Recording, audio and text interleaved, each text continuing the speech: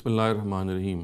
ایک بڑا عام تصور جو ہم مسلمانوں میں پایا جاتا ہے وہ یہ ہے کہ غیر مسلموں کو زکوٰۃ نہیں دی جا سکتی۔ چنانچہ ہمارے گھر میں جو بعض ملازمین جو غیر مسلم ہیں وہ کام کرتے ہیں، بالعموم ان کو زکوٰۃ نہیں لوگ دیتے، اور اس کے علاوہ بھی جو غیر مسلم کبھی ہمارے سامنے کسی وجہ سے آتے ہیں اور وہ مستحق ہوتے ہیں تو یہی تصور ہوتا ہے کہ ان کو زکوٰۃ نہیں دی جائے گی۔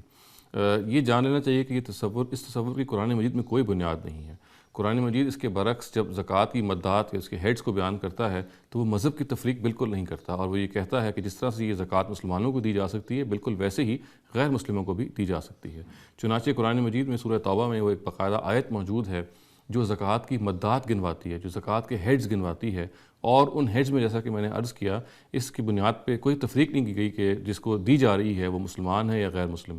بلکہ جو بھی ان زکوٰۃ کی ہیڈز کے اندر فال کرتا ہے، جو بھی ان مدات کے تحت آتا ہے اس کو زکوٰۃ دی جا سکتی ہے۔ قرآن مجید میں یہ جو آیت سورہ توبہ میں جیسے میں نے عرض کیا آئی ہے، اس کے الفاظ کچھ یوں ہیں کہ انما الصدقات للفقراء والمساکین والعاملین علیہا والمؤلفۃ قلوبہم وفی الرقاب والغارمین وفی سبیل اللہ وابن السبیل۔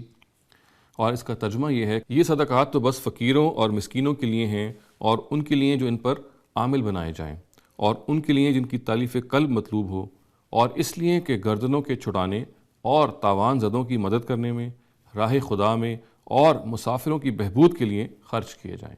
چنانچہ اس آیت کے ایک سادہ ترجمے سے بالکل بات واضح ہو جاتی ہے کہ زکوٰۃ کے معاملے میں قرآن مجید مذہب کی کوئی تفریق نہیں کرتا، اور وہ یہ کہتا ہے کہ جو بھی افراد جو ہیں ان مدات کے اندر فال کرتے ہیں ان کو زکوٰۃ دی جائے گی۔ یہ تصور کہ ہم غیر مسلم کو زکوٰۃ نہیں دے سکتے یہ قرآن کا سے ایک اجنبی تصور ہے، اور اس کی بنیاد پر ہمیں بہرحال اس رویے کو قائم نہیں کرنا چاہیے کہ ہم زکوٰۃ نہ دیں، بلکہ ہمیں یہ دیکھنا چاہیے کہ ہمارے ارد گرد میں جو بھی مستحقین ہیں اور اس کے علاوہ جو ان مدات میں فال کرتے ہیں، اور وہ اس سے قطع نظر کہ ان کا مذہب کیا ہے، خواہ وہ ہندو ہیں، خواہ وہ مسلمان ہیں، خواہ وہ کسی بھی مذہب سے تعلق رکھتے ہوں، ان کو بہرحال اگر وہ مستحقین ہیں یا اگر وہ ان مدات میں فال کرتے ہیں تو ان کو ہم زکوٰۃ دے سکتے ہیں۔